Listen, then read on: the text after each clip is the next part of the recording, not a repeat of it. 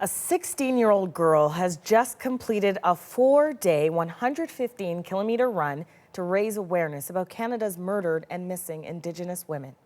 Tracie Leost began her journey on Wednesday, and it has not been a walk in the park. She describes it as the most painful experience of her life, and she's had to have emergency treatment along the way.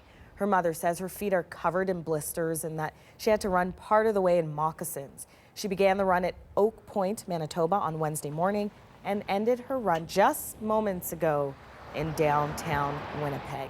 Tracie Leost joins us now from the Monument to Murdered and Missing Indigenous Women in downtown Winnipeg, where she ended her run. Tracie, you have crossed the finish line, one that you created, really. How does it feel?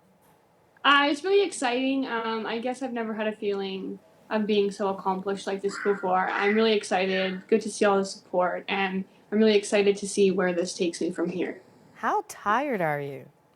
I thought I would be drained and need someone to carry me to my car or anything, but I have so much energy. I feel like I could have run another 100 kilometers or even another half marathon. Wow. Can you describe to me what it was like, though, to end up at that monument and know what you've been through, which we'll talk about in a second, but know what you've been through and to finally accomplish that?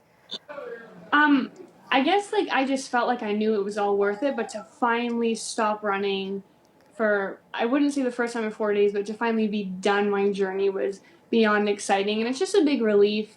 It wasn't easy out there on the side of the highway, and I guess to be done and to have my awareness brought to such a whole new level, it just makes you feel really good. Did you get a lot of reaction from people on the road? A lot. For the most part, because I was on the shoulder, the cars that were passing me were going in the next lane, so they were coming into oncoming traffic just for the better of my safety, which I really appreciated. And a lot of them were honking, they were stopping to give donations, they were taking pictures, they were getting out to take pictures, they would stop and completely get out to come and meet with me, they had donations. A lot of people on the side of the road were really, really supportive about it, and that's something I really appreciated. Wow, you tweeted yesterday this was the most painful experience of your life. What was the most challenging moment for you? Definitely, I guess, how hard it was to fight my legs, to, keep picking them up and keep striding, knowing that I had a finish line I needed to get to. The blisters on my feet got so bad when my second day and I couldn't wear my running shoes anymore, so I went a little more traditional. And that way, my blisters and my toes had room in my shoes to breathe. Except now that you're wearing moccasins, there's really no support in there, so it was a constant bang, bang, bang, basically my bare feet on the pavement. So that's kind of started some hip pain, and I guess that limp I had with my hip just kept getting worse.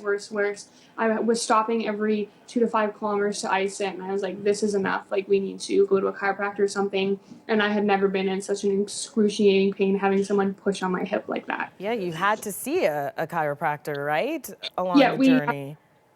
Yeah, we had to take a break.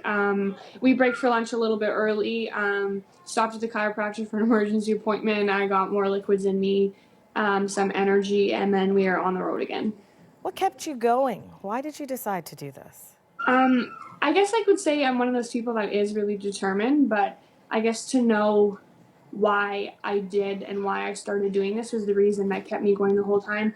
Knowing that along my journey, my goal is to not only protect myself and as Indigenous women and to make change for this ongoing issue, but to protect these women too. So to know that a lot of people are counting on me is what really kept me going.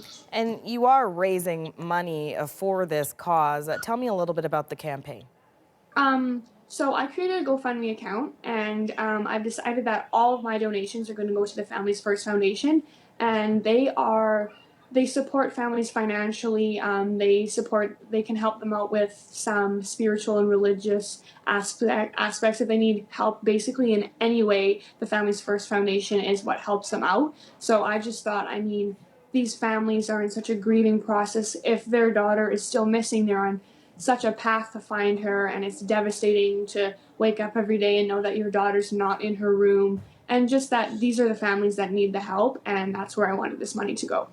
What's the title of that GoFundMe page, by the way? The GoFundMe page is GoFundMe.com/ MMIW Journey of Hope /donate is the link. Okay, what's next for you, Tracie?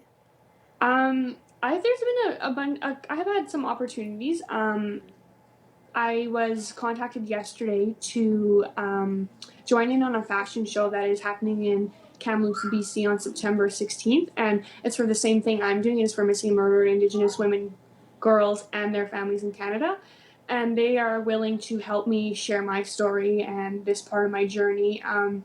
So I mean, that's taking one step. So now I'm teaming up with someone with my own cause, and now we're coming together as a community to be stronger than ever to fight this issue. But also, I mean, this journey I have embarked myself on is the first step. Basically, the first step of 1,000. Really, I want to study politics. I want to study Indigenous issues.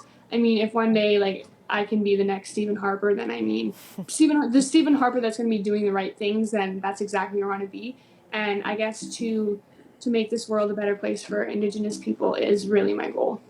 Bravo, Tracie. Congratulations. Amazing work at the tender age of 16. Yes. I look forward to seeing what else is in your future. Thank you. Thank you. That Bye. is 16-year-old Tracie Leost in Winnipeg.